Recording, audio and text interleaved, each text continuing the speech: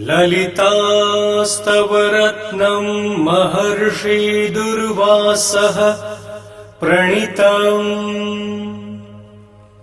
श्रीललितास्तवरत्नं पारायणक्रमः वन्दे गजेन्द्रवन्दनं वामाङ्कारूढवल्लभाश्लिष्टम्। कुङ्कुमपरागशोणं कुवल्यीनिजारकोरकापिडम्।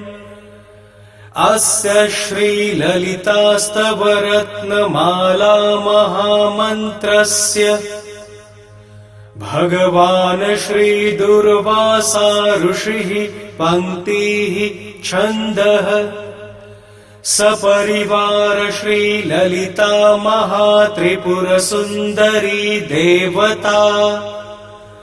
ऐं तापिञ्चमे चकाभां तालीदलरचितकर्णताण्टकाम्। ताम्बूलपुरीतमुखीं ताम्राधरबिम्बदर्हासाम् इति बीजम्।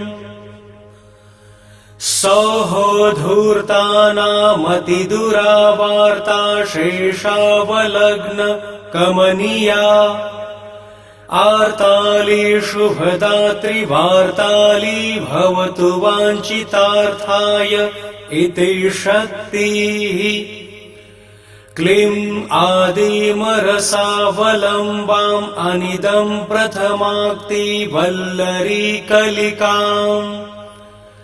आब्रहं कीटजननीं मन्तः कलयामि सुन्दरी मनिषम् इति किलकम्। मम सपरिवार श्रीललिता महात्रिपुरसुन्दरी प्रसादसिद्धिद्वारा सर्वाभीष्टसिद्ध्यर्थे पारायणे विनियोगः। कुङ्कुमललामभास्वन्निटिलां कुटिलतरच्छिल्लिकायुगलाम्। नालीकतुल्यनयनां नासाञ्चलनटीतमौक्तिकाभरणाम्। अङ्गुष्ठाभ्यां नमः हृदयाय नमः। अङ्कुरितः मन्दहासाम् अरुणाधरकान्ति विजितबिम्बाभाम्। कस्तूरीमकरयुतकपोलसङ्क्रान्तकनकताण्टकाम्। तर्जनीभ्यां नमः शिरसे स्वाहा। कर्पूरसान्द्रविटिकबलितवदनाविन्दकमनीयाम्।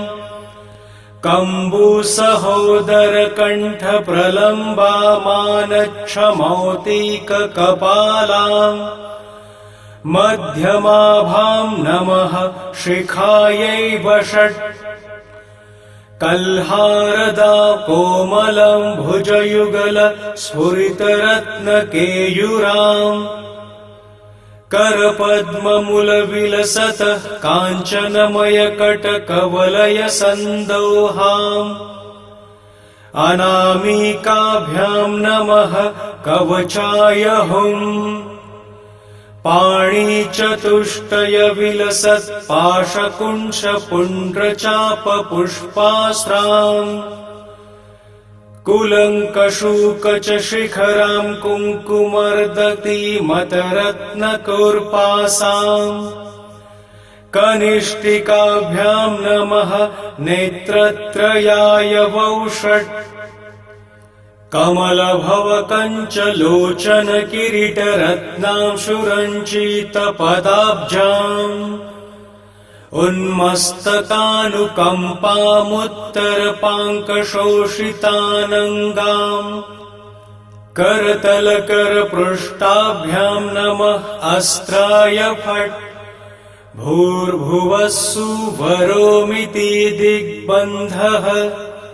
ध्यानम् आदिं रसावलम्बाम् अनीदं प्रथमोक्ति वल्लरी किलकाम्। आब्रहं कीटजननीम् अन्तः कलयामि सुन्दरीं निशम् नतजनसुलभाय नमो नालीकसनाभिलोचनाय नमः नन्दितगिरिशाय नमो महसे नवनीपपटलाय नमः पवनमयी पावकमयी क्षोणिमयी गगनमयी कृपीटमयी रविमयी शशिमयी दिङ्मयी समयमयी प्राणमयी शिवे पाहि काली कपालिनी शूलिनी भैरवी मातङ्गी पञ्चमी त्रिपुरे वाग्देवी विन्ध्यवासिनी बाले भुवनेशि पालयच्चिरं माम् लमित्यादि पञ्चपूजा ततः पारायणान्तरं हृदयादिन्यासं विधाय ध्यात्वा पञ्चोपचारेह सम्पूजयेत महर्षि दुर्वासः प्रणीतं श्रीललितास्तवरत्नम् ललितास्तवरत्नं महर्षि दुर्वासः प्रणीतम् श्रीललितास्तवरत्नं पारायणक्रमः वन्दे गजेन्द्रवन्दनं वामाङ्कारूढवल्लभाश्लिष्टम् कुङ्कुमपरागशोणं कुवल्यीनिजारकोरकापिडम् अस्य श्रीललितास्तवरत्नमाला महामन्त्रस्य भगवान् श्रीदुर्वासा ऋषिः पङ्क्तिः छन्दः सपरिवार श्रीललिता महात्रिपुरसुन्दरी देवता ऐं तापिञ्चमे चकाभां तालीदलरचितकर्णताण्टकाम् ताम्बूलपुरीतमुखीं ताम्राधरबिम्बदर्हासाम् इति बीजम् सौः धूर्तानामतिदुरावार्ता शेषावलग्न कमनीया आर्ताली शुभदात्रिवार्ताली भवतु वाञ्छितार्थाय इति शक्तिः क्लीं आदिमरसावलम्बाम् अनिदं प्रथमाक्ति वल्लरी कलिकाम् आब्रहं कीटजननीं मन्तः कलयामि सुन्दरी मनिषम् इति किलकम् मम सपरिवार श्रीललिता महात्रिपुरसुन्दरी प्रसादसिद्धिद्वारा सर्वाभीष्टसिद्ध्यर्थे पारायणे विनियोगः कुङ्कुमललामभास्वन्निटिलां कुटिलतरच्छिल्लिकायुगलाम् नालीकतुल्यनयनां नासाञ्चलनटीतमौक्तिकाभरणाम् अङ्गुष्ठाभ्यां नमः हृदयाय नमः अङ्कुरितः मन्दहासाम् अरुणाधरकान्ति विजितबिम्बाभाम् कस्तूरीमकरयुतकपोलसङ्क्रान्तकनकताण्टकाम् तर्जनीभ्यां नमः शिरसे स्वाहा कर्पूरसान्द्रविटिकबलितवदनाविन्दकमनीयाम् कम्बुसहोदरकण्ठप्रलम्बामानच्छमौक्तिककपालाम् मध्यमाभां नमः शिखायै वषट् कल्हारदा कोमलं भुजयुगल स्फुरितरत्नकेयूराम् करपद्ममुलविलसतः काञ्चनमयकटकवलयसन्दोहाम् अनामिकाभ्यां नमः कवचाय हुम् पाणिचतुष्टयविलसत्पाशकुंशपुण्ड्रचापपुष्पास्राम् कुलङ्कषूकचशिखरां कुङ्कुमर्दतीमतरत्नकोर्पासाम् कनिष्ठिकाभ्यां नमः नेत्रत्रयाय वौषट् कमलभवकञ्चलोचनकिरीटरत्नांशुरञ्चितपदाब्जाम्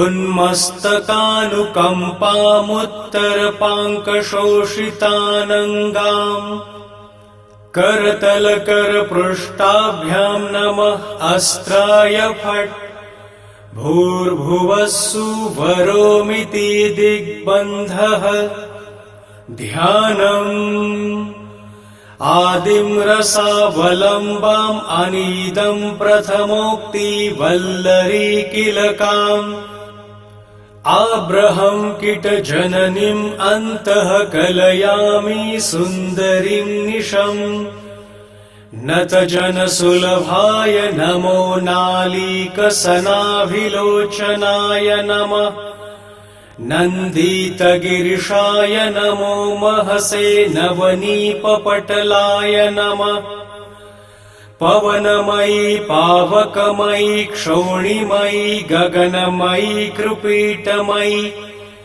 रविमयी शशिमयी दिङ्मयी समयमयी प्राणमयी शिवे पाहि काली कपालिनी शूलिनी भैरवी मातंगी पंचमी त्रिपुरे वाग्देवी विन्ध्यवासिनी बाले भुवनेशि पालयच्चिरं माम् लमित्यादि पञ्चपूजा ततः पारायणान्तरं हृदयादिन्यासं विधाय ध्यात्वा पञ्चोपचारेह संपूजयेत महर्षि दुर्वासः प्रणीतं श्रीललितास्तवरत्नम्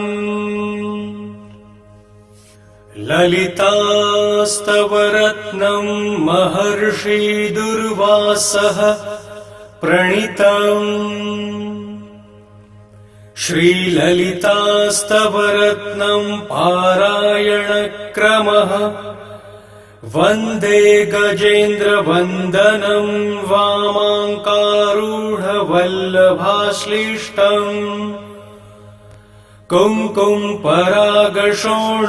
कुवल्यीनिजारकोरकापिडम् अस्य श्रीललितास्तवरत्नमाला महामन्त्रस्य भगवान् श्रीदुर्वासा ऋषिः पङ्क्तिः छन्दः सपरिवार श्रीललिता महात्रिपुरसुन्दरी देवता ऐं तापिञ्चमे चकाभां तालीदलरचितकर्णताण्टकाम् ताम्बूलपुरीतमुखीं ताम्राधरबिम्बदर्हासाम् इति बीजम्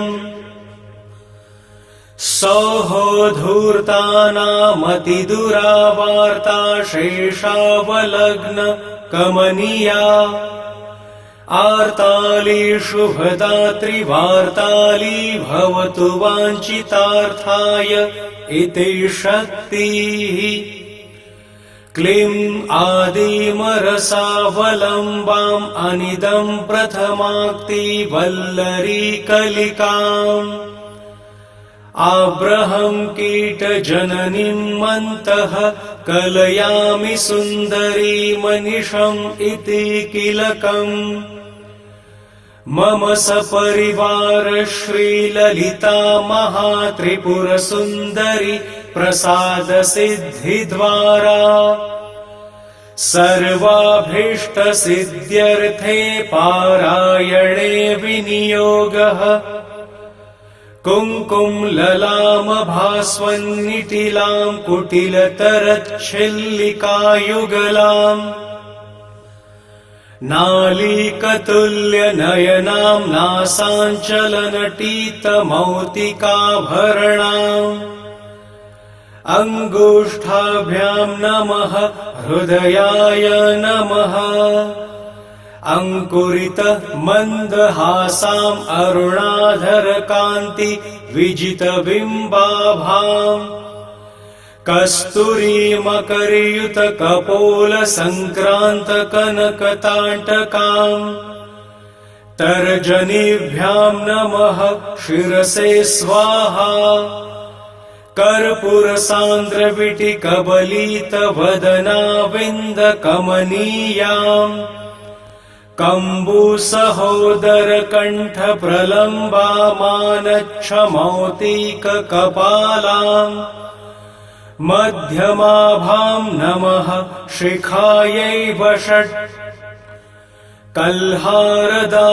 कोमलं भुजयुगल स्फुरितरत्नकेयुराम् करपद्ममुलविलसतः काञ्चनमयकटकवलयसन्दोहाम् अनामिकाभ्यां नमः कवचाय हुम् पाणिचतुष्टयविलसत्पाशकुंशपुण्ड्रचापपुष्पास्राम् कुलङ्कषूकचशिखरां कुङ्कुमर्दतीमतरत्नकूर्पासाम् कनिष्ठिकाभ्यां नमः नेत्रत्रयाय वौषट् कमलभवकञ्चलोचनकिरीटरत्नांशुरञ्चितपदाब्जाम् उन्मस्तकानुकम्पामुत्तरपाङ्कशोषितानङ्गाम् करतलकरपृष्ठाभ्यां नमः अस्त्राय फट् भूर्भुवः सुवरोमिति दिग्बन्धः ध्यानम् आदिं रसावलम्बाम् अनीदं प्रथमोक्तिवल्लरीकिलकाम् आब्रहं किटजननीम् अन्तः कलयामि सुन्दरीं निशम् नतजनसुलभाय नमो नालीकसनाभिलोचनाय नमः नन्दितगिरिशाय नमो महसे नवनीपपटलाय नमः पवनमयी पावकमयी क्षोणिमयी गगनमयी कृपीटमयी रविमयी शशिमयी दिङ्मयी समयमयी प्राणमयी शिवे पाहि काली कपालिनी शूलिनी भैरवी मातङ्गी पञ्चमी त्रिपुरे वाग्देवी विन्ध्यवासिनी बाले भुवनेशि पालयच्चिरं माम् लमित्यादि पञ्चपूजा ततः पारायणान्तरं हृदयादिन्यासं विधाय ध्यात्वा पञ्चोपचारेह सम्पूजयेत महर्षि दुर्वासः प्रणीतं श्रीललितास्तवरत्नम् ललितास्तवरत्नं महर्षि दुर्वासः प्रणीतम् श्रीललितास्तवरत्नं पारायणक्रमः वन्दे गजेन्द्रवन्दनं वामाङ्कारूढवल्लभाश्लिष्टम् कुङ्कुमपरागशोणं कुवल्यीनिजारकोरकापिडम् अस्य श्रीललितास्तवरत्नमाला महामन्त्रस्य भगवान् श्रीदुर्वासा ऋषिः पङ्क्तिः छन्दः सपरिवार श्रीललिता महात्रिपुरसुन्दरी देवता ऐं तापीं च मे चकाभां तालीदलरचितकर्णताण्टकाम् ताम्बूलपुरीतमुखीं ताम्राधरबिम्बदर्हासाम् इति बीजम् सौः धूर्तानामतिदुरावार्ता शेषावलग्न कमनीया आर्ताली शुभदात्रिवार्ताली भवतु वाञ्छितार्थाय इति शक्तिः क्लीं आदिमरसावलम्बाम्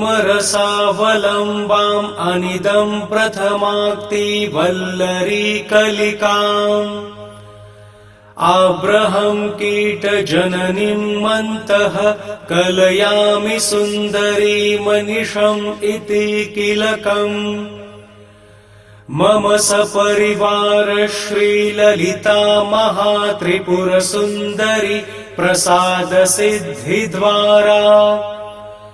सर्वाभीष्टसिद्ध्यर्थे पारायणे विनियोगः कुङ्कुम ललामभास्वन्निटिलां कुटिलतरच्छिल्लिकायुगलाम् नालीकतुल्यनयनां नासाञ्चलनटीतमौक्तिकाभरणाम् अङ्गुष्ठाभ्यां नमः हृदयाय नमः अंकुरित मन्दहासाम् अरुणाधरकान्ति विजितबिम्बाभाम् कस्तूरी मकरयुत कपोल संक्रांत कनकताण्टकाम् तर्जनीभ्यां नमः शिरसे स्वाहा कर्पूरसान्द्रविटिकबलितवदना विन्दकमनीयाम् कम्बुसहोदरकण्ठप्रलम्बामानच्छमौक्तिककपालाम् मध्यमाभां नमः शिखायै वषट् कल्हारदा कोमलं भुजयुगल स्फुरितरत्नकेयूराम् करपद्ममुलविलसत काञ्चनमयकटकवलयसन्दोहाम् अनामिकाभ्यां नमः कवचाय हुम् पाणिचतुष्टयविलसत् पाशकुंशपुण्ड्रचापपुष्पास्राम् कुलङ्कशूकचशिखरां कुङ्कुमर्दतीमतरत्नकोर्पासाम् कनिष्ठिकाभ्यां नमः नेत्रत्रयाय वौषट् कमलभवकञ्चलोचनकिरीटरत्नांशुरञ्चितपदाब्जाम् उन्मस्तकानुकम्पामुत्तरपाङ्कशोषितानङ्गाम् करतलकरपृष्ठाभ्यां नमः अस्त्राय फट् भूर्भुवस्सुवरोमिति दिग्बन्धः ध्यानम् आदिं रसावलम्बाम् अनीदं प्रथमोक्ति वल्लरी किलकाम् आब्रहं किटजननीम् अन्तः कलयामि सुन्दरीं निशम् नतजनसुलभाय नमो नालीकसनाभिलोचनाय नमः नन्दितगिरिशाय नमो महसे नवनीपपटलाय नमः पवनमयी पावकमयी क्षोणिमयी गगनमयी कृपीटमयी रविमयी शशिमयी दिङ्मयी समयमयी प्राणमयी शिवे पाहि काली कपालिनी शूलिनी भैरवी मातंगी पंचमी त्रिपुरे वाग्देवी विन्ध्यवासिनी बाले भुवनेशि पालयच्चिरं माम् लमित्यादि पंचपूजा ततः तत्पारायणान्तरं हृदयादिन्यासं विधाय ध्यात्वा पञ्चोपचारेह सम्पूजयेत। महर्षि दुर्वासः प्रणीतं श्रीललितास्तवरत्नम्। ललितास्तवरत्नं महर्षि दुर्वासः प्रणीतम्। श्रीललितास्तवरत्नं पारायणक्रमः वन्दे गजेन्द्रवन्दनं वामाङ्कारूढवल्लभाश्लिष्टम्। कुङ्कुमपरागशोणं कुवल्यीनिजारकोरकापिडम्। अस्य श्रीललितास्तवरत्नमाला महामन्त्रस्य भगवान् श्रीदुर्वासा ऋषिः पङ्क्तिः छन्दः सपरिवार श्रीललिता महात्रिपुरसुन्दरी देवता। ऐं तापिञ्चमे चकाभां तालीदलरचितकर्णताण्टकाम्। ताम्बूलपुरीतमुखीं ताम्राधरबिम्बदर्हासाम् इति बीजम्। सौः धूर्तानामतिदुरावार्ता शेषावलग्न कमनीया। आर्ताली शुभदात्रिवार्ताली भवतु वाञ्छितार्थाय इति शक्तिः। क्लीं आदिमरसावलम्बाम् अनिदं प्रथमाक्तिवल्लरी कलिकाम्। आब्रहं कीटजननीं मन्तः कलयामि सुन्दरी मनिषम् इति किलकम्। मम सपरिवार श्रीललिता महात्रिपुरसुन्दरी प्रसादसिद्धिद्वारा सर्वाभीष्टसिद्ध्यर्थे पारायणे विनियोगः। कुङ्कुमललामभास्वन्निटिलां कुटिलतरच्छिल्लिकायुगलाम्। नालीकतुल्यनयनां नासाञ्चलनटीतमौक्तिकाभरणाम्। अङ्गुष्ठाभ्यां नमः हृदयाय नमः। अङ्कुरितः मन्दहासाम् अरुणाधरकान्ति विजितबिम्बाभाम्। कस्तूरीमकरयुतकपोलसङ्क्रान्तकनकताण्टकाम्। तर्जनीभ्यां नमः शिरसे स्वाहा। कर्पूरसान्द्रविटिकबलितवदनाविन्दकमनीयाम्। कम्बुसहोदरकण्ठप्रलम्बामानच्छमौक्तिककपालाम्। मध्यमाभां नमः शिखायै वषट्। कल्हारदा कोमलं भुजयुगल स्फुरितरत्नकेयूराम्। करपद्ममुलविलसतः काञ्चनमयकटकवलयसन्दोहाम्। अनामिकाभ्यां नमः कवचाय हुम्। पाणिचतुष्टयविलसत्पाशकुंशपुण्ड्रचापपुष्पास्राम्। कुलङ्कषूकचशिखरां कुङ्कुमर्दतीमतरत्नकोर्पासाम्। कनिष्ठिकाभ्यां नमः नेत्रत्रयाय वौषट्। कमलभवकञ्चलोचनकिरीटरत्नांशुरञ्चितपदाब्जाम्। उन्मस्तकानुकम्पामुत्तरपाङ्कशोषितानङ्गाम्। करतलकरपृष्ठाभ्यां नमः अस्त्राय फट्। भूर्भुवस्सुवरोमिति दिग्बन्धः ध्यानम् आदिं रसावलम्बम् अनीदं प्रथमोक्ति वल्लरी किलकाम् आब्रहं कीटजननीम् अन्तः कलयामि सुन्दरीं निशम् नतजनसुलभाय नमो नालीकसनाभिलोचनाय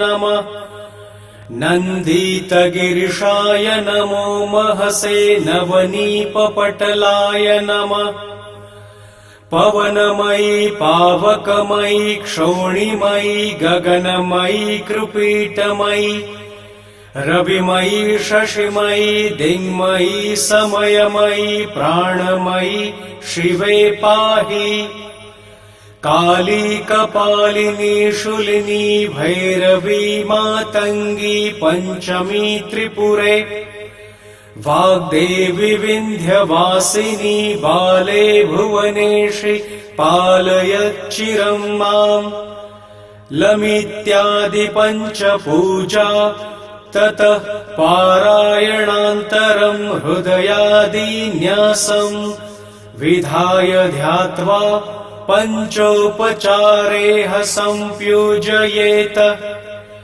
महर्षि दुर्वासः प्रणीतं श्रीललितास्तवरत्नम् ललितास्तवरत्नम् महर्षि दुर्वासः प्रणीतम् श्रीललितास्तवरत्नम् पारायणक्रमः वन्दे गजेन्द्रवन्दनं वामाङ्कारूढवल्लभाश्लिष्टम् कुङ्कुमपरागशोणं कुवल्यीनिजारकोरकापिडम् अस्य श्रीललितास्तवरत्नमाला महामन्त्रस्य भगवान् श्रीदुर्वासा ऋषिः पङ्क्तिः छन्दः सपरिवार श्रीललिता महात्रिपुरसुन्दरी देवता ऐं तापिञ्चमे चकाभां तालीदलरचितकर्णताण्टकाम् ताम्बूलपुरीतमुखीं ताम्राधरबिम्बदर्हासाम् इति बीजम् सौः धूर्तानामतिदुरावार्ता शेषावलग्न कमनीया आर्ताली शुभदात्रिवार्ताली भवतु वाञ्छितार्थाय इति शक्तिः क्लीं आदिमरसावलम्बाम् अनिदं प्रथमाक्ति वल्लरी कलिकाम् आब्रहं कीटजननीम् अन्तः कलयामि सुन्दरी मनिषम् इति किलकम् मम सपरिवार श्रीललिता महात्रिपुरसुन्दरी प्रसादसिद्धिद्वारा सर्वाभीष्टसिद्ध्यर्थे पारायणे विनियोगः कुङ्कुमललामभास्वन्निटिलां कुटिलतरच्छिल्लिकायुगलाम् नालीकतुल्यनयनां नासाञ्चलनटीतमौक्तिकाभरणाम् अङ्गुष्ठाभ्यां नमः हृदयाय नमः अङ्कुरितः मन्दहासाम् अरुणाधरकान्ति विजितबिम्बाभाम् कस्तूरीमकरयुतकपोलसङ्क्रान्तकनकताण्टकाम् तर्जनीभ्यां नमः शिरसे स्वाहा कर्पूरसान्द्रविटिकबलितवदनाविन्दकमनीयाम् कम्बुसहोदरकण्ठप्रलम्बामानच्छमौतिककपालाम् मध्यमाभां नमः शिखायै वषट् कल्हारदा कोमलं भुजयुगल स्फुरितरत्नकेयुराम् करपद्ममुलविलसत काञ्चनमयकटकवलयसन्दोहाम् अनामिकाभ्यां नमः कवचाय हुम् पाणिचतुष्टयविलसत् पाशकुंशपुण्ड्रचापपुष्पास्त्राम् कुलङ्कशूकचशिखरां कुङ्कुमर्दतीमतरत्नकोर्पासाम् कनिष्ठिकाभ्यां नमः नेत्रत्रयाय वौषट् कमलभवकञ्चलोचनकिरीटरत्नांशुरञ्चितपदाब्जाम् उन्मस्तकानुकम्पामुत्तरपाङ्कशोषितानङ्गाम् करतलकरपृष्ठाभ्यां नमः अस्त्राय फट् भूर्भुवस्सुवरोमिति दिग्बन्धः ध्यानम् आदिं रसावलम्बाम् अनीदं प्रथमोक्तिवल्लरीकिलकाम् आब्रहं किटजननीम् अन्तः कलयामि सुन्दरीं निशम् नतजनसुलभाय नमो नालीकसनाभिलोचनाय नमः नन्दितगिरिशाय नमो महसे नवनीपपटलाय नमः पवनमयी पावकमयी क्षोणिमयी गगनमयी कृपीटमयी रविमयी शशिमयी दिङ्मयी समयमयी प्राणमयी शिवे पाहि काली कपालिनी शूलिनी भैरवी मातङ्गी पञ्चमी त्रिपुरे वाग्देवी विन्ध्यवासिनी बाले भुवनेशि पालयच्चिरं माम् लमित्यादि पञ्चपूजा ततः पारायणान्तरं हृदयादिन्यासं विधाय ध्यात्वा पञ्चोपचारेह सम्पूजयेत महर्षि दुर्वासः प्रणीतं श्रीललितास्तवरत्नम्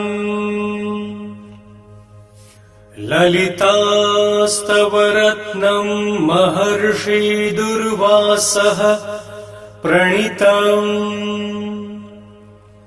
श्रीललितास्तवरत्नं पारायणक्रमः वन्दे गजेन्द्रवन्दनं वामाङ्कारूढवल्लभाश्लिष्टम्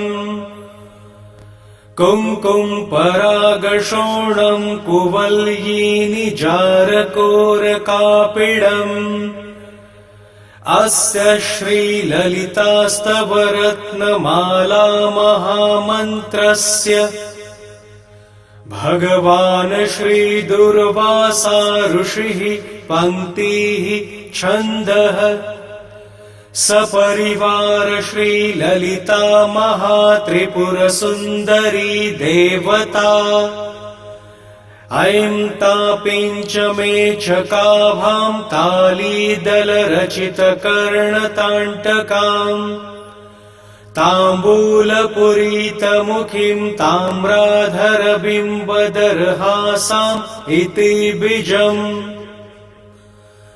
सौः धूर्तानामतिदुरावार्ता शेषावलग्न कमनीया आर्ताली शुभदात्रिवार्ताली भवतु वाञ्छितार्थाय इति शक्तिः क्लीं आदिमरसावलम्बाम् अनिदं प्रथमाक्ति वल्लरी कलिकाम् आब्रहं कीटजननीं मन्तः कलयामि सुन्दरी मनिषम् इति किलकम् मम सपरिवार श्रीललिता महात्रिपुरसुन्दरी प्रसादसिद्धिद्वारा सर्वाभीष्टसिद्ध्यर्थे पारायणे विनियोगः कुङ्कुमललामभास्वन्निटिलां कुटिलतरच्छिल्लिकायुगलाम् नालीकतुल्यनयनां नासाञ्चलनटीतमौक्तिकाभरणाम् अङ्गुष्ठाभ्यां नमः हृदयाय नमः अङ्कुरितः मन्दहासाम् अरुणाधरकान्ति विजितबिम्बाभाम्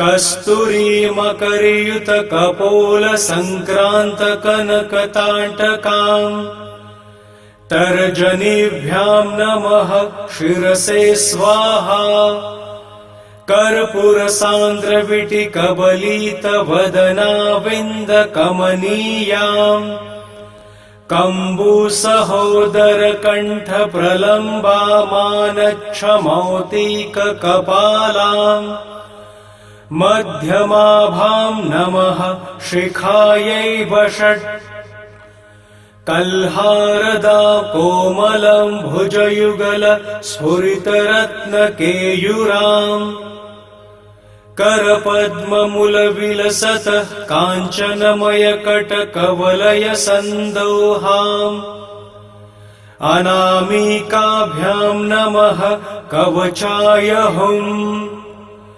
पाणिचतुष्टयविलसत्पाशकुंशपुण्ड्रचापपुष्पास्राम् कुलङ्कषूकचशिखरां कुङ्कुमर्दतीमतरत्नकोर्पासाम् कनिष्ठिकाभ्यां नमः नेत्रत्रयाय वौषट् कमलभवकञ्चलोचनकिरीटरत्नांशुरञ्चितपदाब्जाम् उन्मस्तकानुकम्पामुत्तरपाङ्कशोषितानङ्गाम् करतलकरपृष्ठाभ्यां नमः अस्त्राय फट् भूर्भुवः सुवरोमिति दिग्बन्धः ध्यानम् आदिं रसावलम्बाम् अनीदं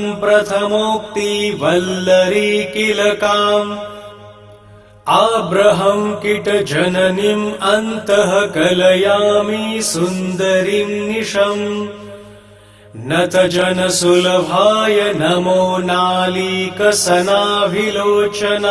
नमः नन्दितगिरिशाय नमो महसे नवनीपपटलाय नमः पवनमयी पावकमयी क्षोणिमयी गगनमयी कृपीटमयी रविमयी शशिमयी दिङ्मयी समयमयी प्राणमयी शिवे पाहि काली कपालिनी शूलिनी भैरवी मातङ्गी पञ्चमी त्रिपुरे वाग्देवी विन्ध्यवासिनी बाले भुवनेशि पालय चिरं माम् लमित्यादि पञ्चपूजा ततः पारायणान्तरं हृदयादिन्यासम् विधाय ध्यात्वा पञ्चोपचारेह सम्पूजयेत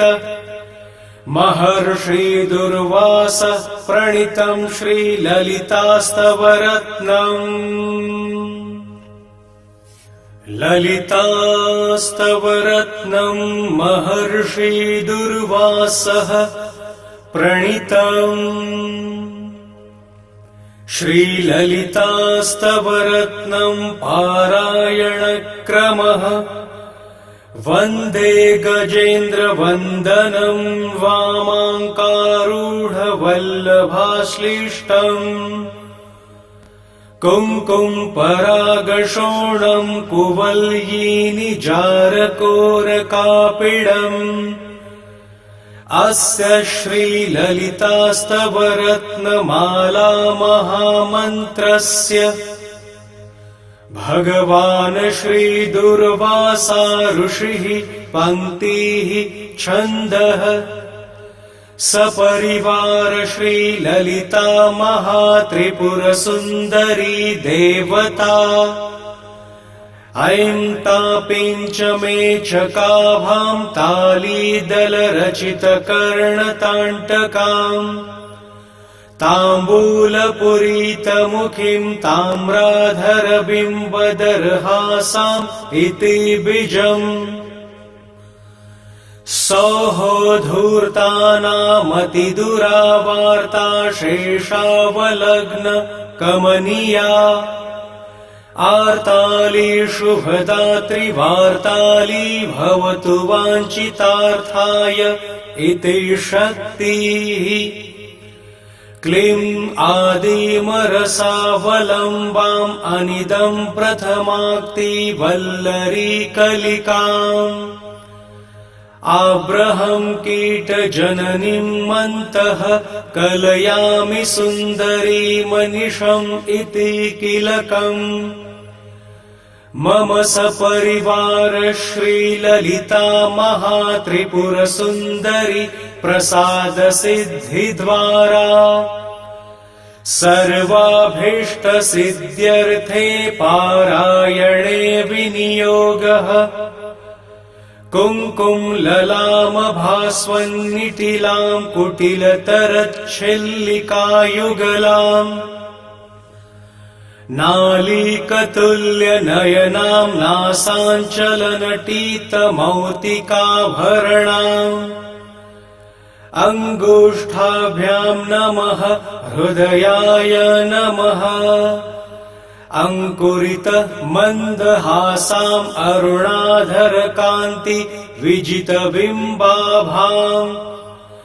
कस्तूरीमकरयुतकपोलसङ्क्रान्तकनकताण्टकाम् तर्जनीभ्यां नमः शिरसे स्वाहा कर्पूरसान्द्रविटिकबलितवदनाविन्दकमनीयाम् कम्बुसहोदरकण्ठप्रलम्बामानच्छमौक्तिककपालाम् मध्यमाभां नमः शिखायै वषट् कल्हारदा कोमलं भुजयुगल स्फुरितरत्नकेयूराम् करपद्ममुलविलसतः काञ्चनमयकटकवलयसन्दोहाम् अनामिकाभ्यां नमः कवचाय हुम्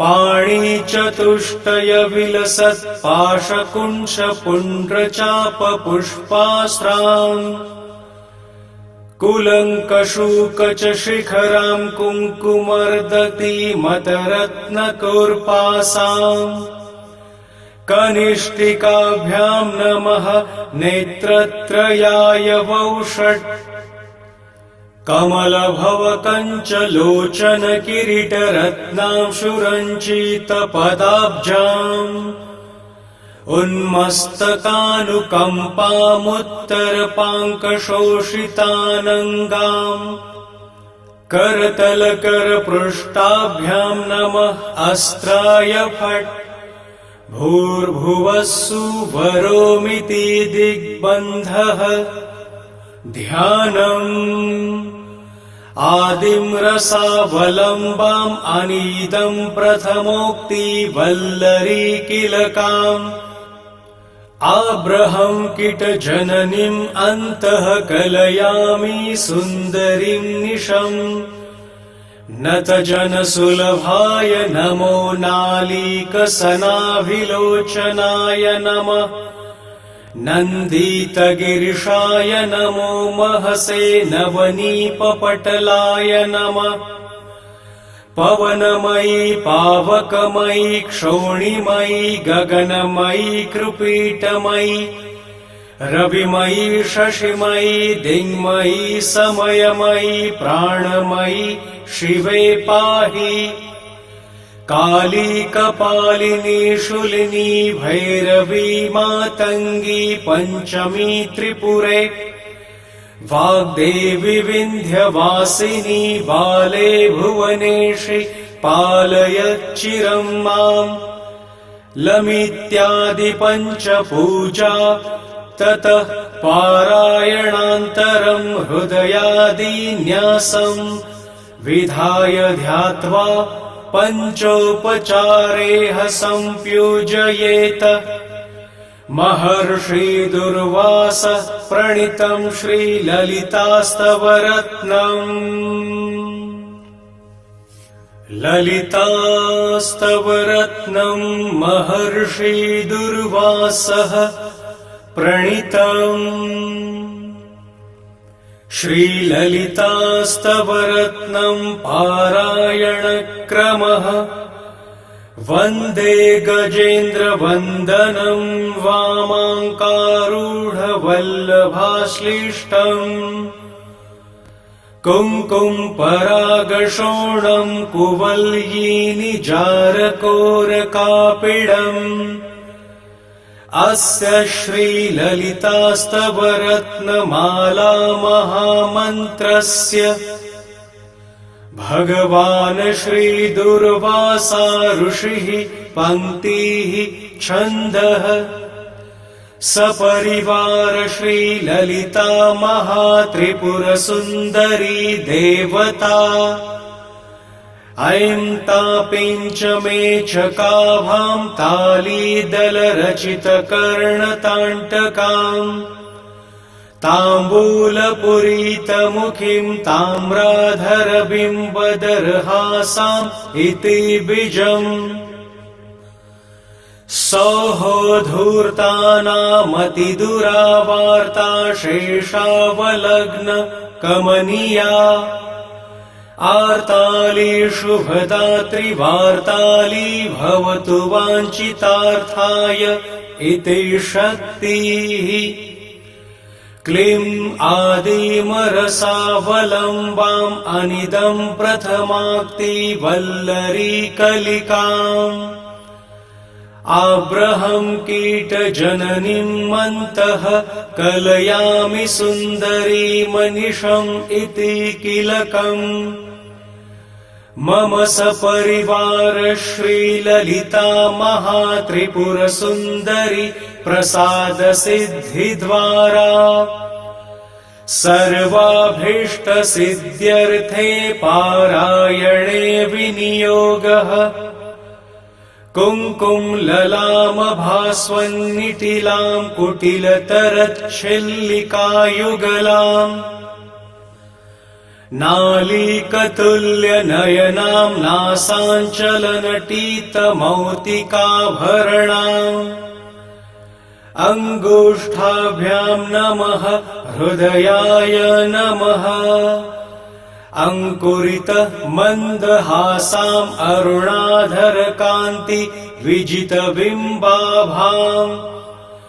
कस्तूरीमकरयुतकपोलसङ्क्रान्तकनकताण्टकाम् तर्जनीभ्यां नमः शिरसे स्वाहा कर्पूरसान्द्रविटिकबलितवदनाविन्दकमनीयाम् कम्बुसहोदरकण्ठप्रलम्बामानच्छमौक्तिककपालाम् मध्यमाभां नमः शिखायै वषट् कल्हारदा कोमलं भुजयुगल स्फुरितरत्नकेयूराम् करपद्ममुलविलसतः काञ्चनमयकटकवलयसन्दोहाम् अनामिकाभ्यां नमः कवचाय हुम्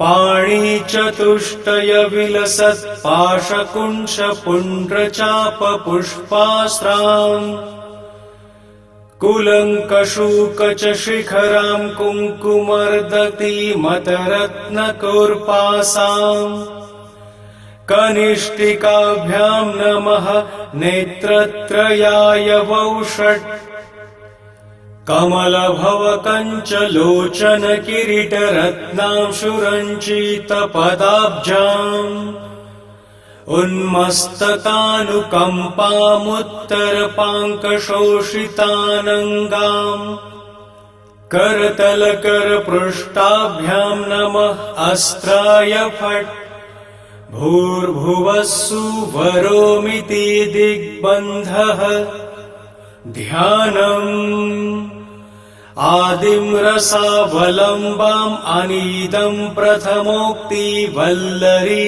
किलकाम् आब्रहं किटजननीम् अन्तः कलयामि सुन्दरीं निशम् नतजनसुलभाय नमो नालीकसनाभिलोचनाय नमः नन्दितगिरिशाय नमो महसे नवनीपपटलाय नमः पवनमयी पावकमयी क्षोणिमयी गगनमयी कृपीटमयी रविमयी शशिमयी दिङ्मयी समयमयी प्राणमयी शिवे पाहि काली कपालिनी शूलिनी भैरवी मातङ्गी पञ्चमी त्रिपुरे वाग्देवी विन्ध्यवासिनी बाले भुवनेशि पालय चिरं माम् लमित्यादि पञ्चपूजा ततः पारायणान्तरं हृदयादिन्यासं विधाय ध्यात्वा पञ्चोपचारेह सम्पूजयेत महर्षि दुर्वासः प्रणीतं श्रीललितास्तवरत्नम् ललितास्तवरत्नं महर्षि दुर्वासः प्रणीतम् श्रीललितास्तवरत्नं पारायणक्रमः वन्दे गजेन्द्रवन्दनं वामाङ्कारूढवल्लभाश्लिष्टम् कुङ्कुमपरागशोणं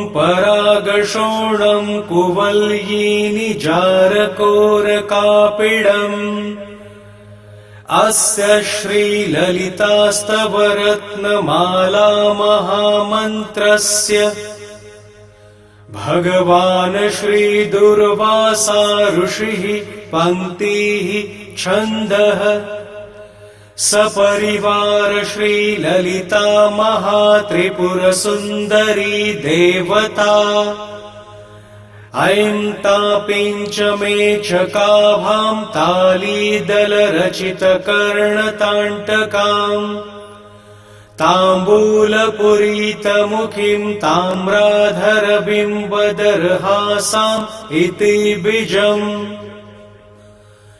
सौः धूर्तानामतिदुरावार्ता शेषावलग्न कमनीया आर्ताली शुभदात्रिवार्ताली भवतु वाञ्छितार्थाय इति शक्तिः क्लीं आदिमरसावलम्बाम् अनिदं प्रथमाक्तिवल्लरी कलिकाम् आब्रहं कीटजननीम् अन्तः कलयामि सुन्दरी मनिषम् इति किलकम् मम सपरिवार श्रीललिता महात्रिपुरसुन्दरी प्रसादसिद्धिद्वारा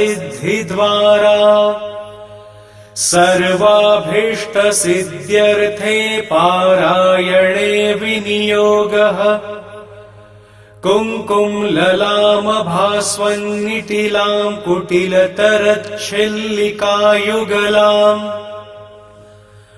नालीकतुल्यनयनां नासाञ्चलनटीतमौक्तिकाभरणाम् अङ्गुष्ठाभ्यां नमः हृदयाय नमः अङ्कुरित मन्दहासाम् अरुणाधरकान्ति विजितबिम्बाभाम्